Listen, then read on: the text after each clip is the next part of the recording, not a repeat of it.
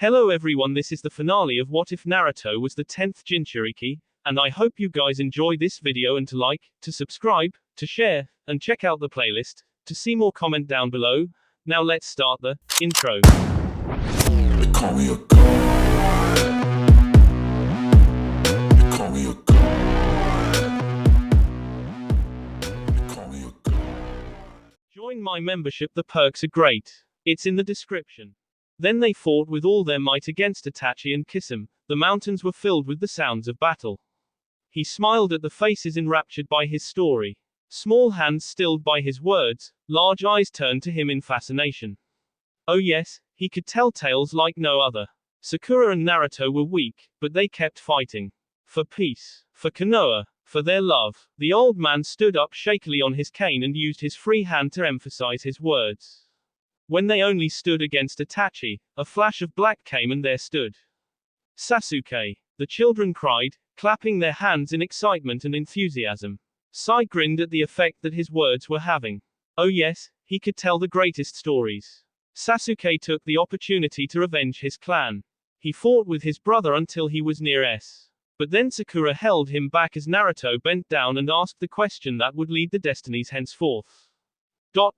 Who is the 10th Jinchuuriki? He paused, and these children waited patiently for him to finish. They knew the story well, everyone in the city of Konoha did, the story of 3 children who endured everything to protect their friendship and their village, the story of the 3 children who, to this day, stand tall and proud over Konoha. Their statues marked the north border of the city, and were considered to be of equal importance as the old Hokage monument. Then, Itachi laughed and whispered just 2 words. Haruno Sakura. The children's parents appeared at the entrance to Sai's library and smiled when they saw what was happening. Sai was like a grandfather to every child in the city. When the old man saw the more adult faces at the back, he smiled wickedly and beckoned them in. But this old man has talked for too long. I think I shall continue this legend another time. He ignored the cries of protest and made his way over to the adults at the door, more specifically, a dark-haired man who stood grinning as his own child began to pout. Konohamaru. Good to see you, old friend.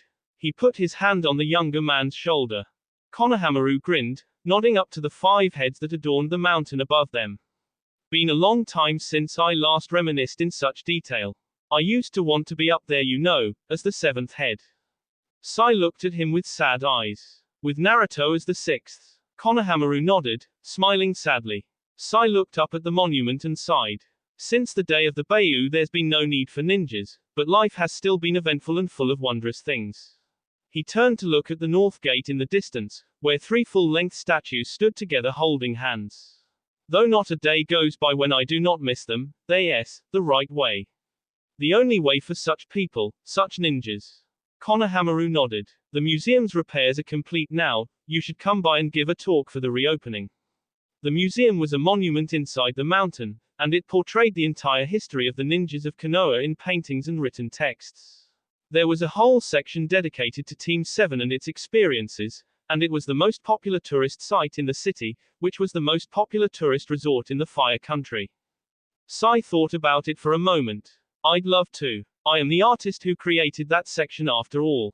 Good man. Konohamaru s his elder on the back and received a cane to the leg. Ow. He hopped for a moment before recovering his composure and lifting his daughter onto his shoulders. He grinned. I'll give you more details tomorrow, okay? First I have to get Konohahime home to her mother. He left the smiling old man as he headed into the residential district. Sai smiled again and turned around the sign on the door of his library too, closed, then he headed for the north gate, stopping every now and then to talk to his friends or give a sweet to a child. Eventually, he came to a stop at the north gate. The old man looked up at his 2 best friends and their teammate and smiled. After the funeral, there had been many changes. Konoha didn't need to be a ninja village anymore, and the Yondaime and his wife were cleared of any charges because Naruto wouldn't have wanted it, so they had adapted and become a historic city. Konoha became a national treasure and grew to accommodate the floods of tourists that arrived in every season. The statues at the north gate had been erected by this time so the northern border never moved. The village walls, too, never changed. They were preserved as historic artifacts, but there were buildings outside of the walls. Sai and many others had written books about Team 7. The three unusual shinobi had become legends so soon after the death, that their story was the best known in the Fire Country. Sai was pleased. I'll be joining you soon. Then he bowed his head and allowed his mind to remember the short time that he had spent with them, and he smiled again. Then he turned and headed home, looking forward and smiling. He got to his house and entered.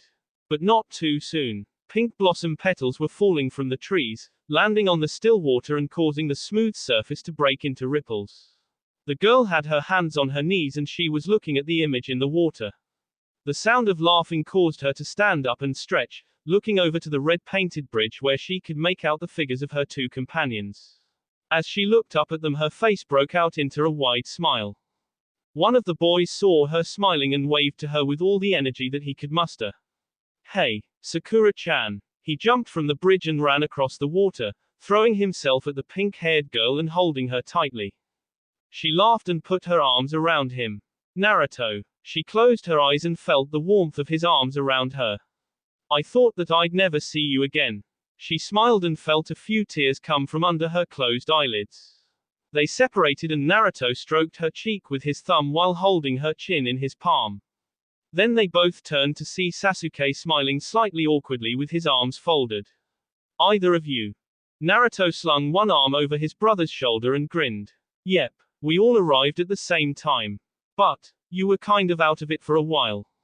Staring into the water, he glanced over at the water and Sakura laughed at his expression. What the hell is that?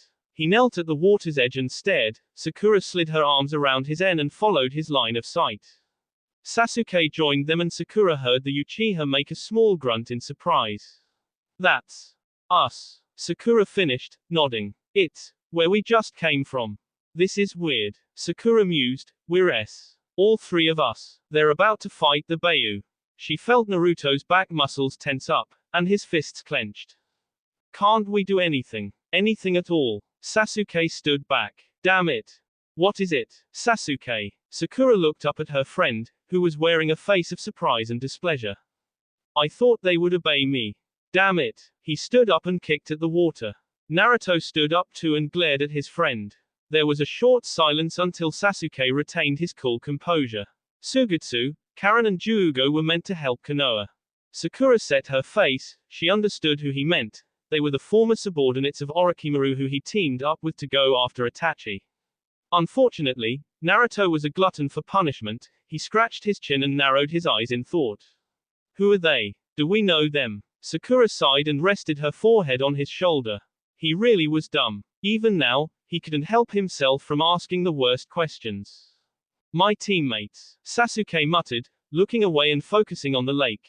Why do I feel like a schoolboy facing off against the headmaster? He looked up again at the two in front of him. But it wasn't the same. It was good, and we had some fun times, but it wasn't the same. I missed you both whether I admit it or not. He saw Sakura behind Naruto, resting her head on his shoulder and hiding her face, which he knew would be screwed up in emotion and frustration.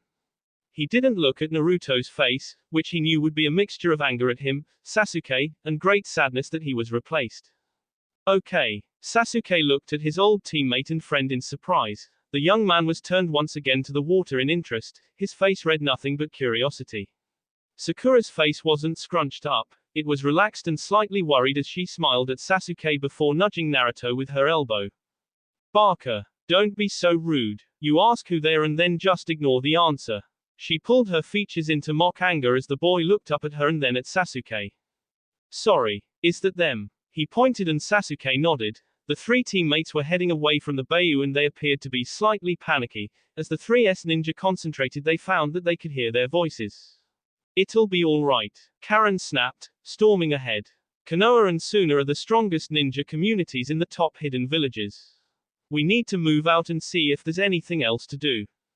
Sugetsu pouted and Juugo glanced back in the direction of the fight. We should help them, Juugo said in a low, calm tone, but Sugetsu laughed. Don't worry, it's not like Sasuke's gonna K us for disobeying one little order. He stretched, then fingered the hilt of his sword happily. To be fair, it was a little out of character for him to want us to help his former village. Sasuke saw Naruto's and Sakura's eyes blink. Quote dot dot dot. So maybe it was an illusion. Idiot. Karen hit him over the head. That makes even less sense. Sasuke saw Naruto's face twist into a weird little smile. Sorry Sasuke, but they're a weird bunch, aren't they? Yeah, a little. Sasuke mock pondered for a moment. You have no idea how much they reminded me of you too. He smiled as he saw Sakura's eye twitch. He'd missed her hitting Naruto. Wait, he'd been the one to annoy her this time. Sakura hit him across the face, sending him crashing into the water. Hey, sorry Sasuke. Naruto smiled apologetically and extended a hand to lift the stunned boy from the water. You really shouldn't try to annoy her for fun, the punches really hurt. He paused and glanced at the Kunoichi, who was raising an eyebrow in cool disinterest. Then the blonde caught her and pulled her into the water where he and Sasuke were. Splash, Naruto. The girl yelled, using her hands to throw water at her lover's face. Now I'm wet. Oh wait, I'm not wet. Well we're Sasuke pointed out, helpfully. No The girl frowned, then smiled. Good to have you back Sasuke, and less standoffish than before. Naruto helped her out of the water too and nodded. Yeah, even if it is only in spirit form. He reached out and took hold of Sasuke's upper arm in a gesture of friendship and camaraderie. Sasuke smiled softly. It's good to see you two again too. Though, it must be said, you've changed. Not for the worse, he hastily added as he saw Sakura's eye begin to twitch. Just stronger, and you get on better than before. He noticed Naruto's hand catch Sakura's and the fingers intertwined. It's good, definitely good. Sakura sighed. But it could be better. I wish that we could help, it was us that released that thing anyway. She turned once more to the now still water, their only window to the real world. I just want to help. Oh. Her eyes widened as the light started. Naruto and Sasuke stood either side of her and they watched in horror as the light built up, eventually climaxing in a brilliant white which left a lasting imprint on their spirit eyes. The after effects were surprising though, and relieving. No one was hurt except for Tobi, who had been close to Gaara. Naruto breathed a sigh of relief and Sakura's furrowed brow relaxed and smoothed. Sasuke's eyes were on the Hokage, who ran into the cabin to check on the 3B lined up together. He grimaced slightly as he saw the other ninjas follow suit and make sure that the B were untouched by the earthquake. The Bijuu's gone. Sakura's voice rose in surprise, her pink hair swaying as she moved her head to look at the whole area. Just gone. Naruto followed Sasuke's gaze and his eyes widened before he turned away and hugged Sakura. I'm just glad they're safe. Sasuke saw her pale hand lift to cradle the blonde boy's head as she nodded. Sasuke, I forgot to ask. Naruto looked at the dark-haired boy without moving his head from Sakura's shoulder. Did you manage to? Did you Itachi before coming here? Sasuke nodded. I did. I'm glad. Naruto smiled, and Sakura closed her eyes, nodding. Sasuke couldn't help but be surprised that they still supported his darkest desire, even after he'd left them, tried to kill them, and destroyed everything they believed in just to achieve it. Thank you. He smiled, watching the sun cast its golden glow over the pair before him, watching both of them raise their eyes to look at him with complete sincerity and earnestness. Sakura was the first to speak. Thank you for coming back. Naruto renewed the sentiment with a small grunt. We knew that you would. They extended one arm each, reaching out to their estranged teammate, and after a brief hesitation, he moved over and joined the embrace. Thank you for believing, for waiting. Naruto murmured, apparently far too comfortable to form coherent words. Sakura laughed and rested her chin on her lover's head, keeping one arm around each of her teammates. What else could we do? She smiled at Sasuke and the three ninjas sat together, with their arms around each other, watching the water as the images of their allies and friends played across the ripples.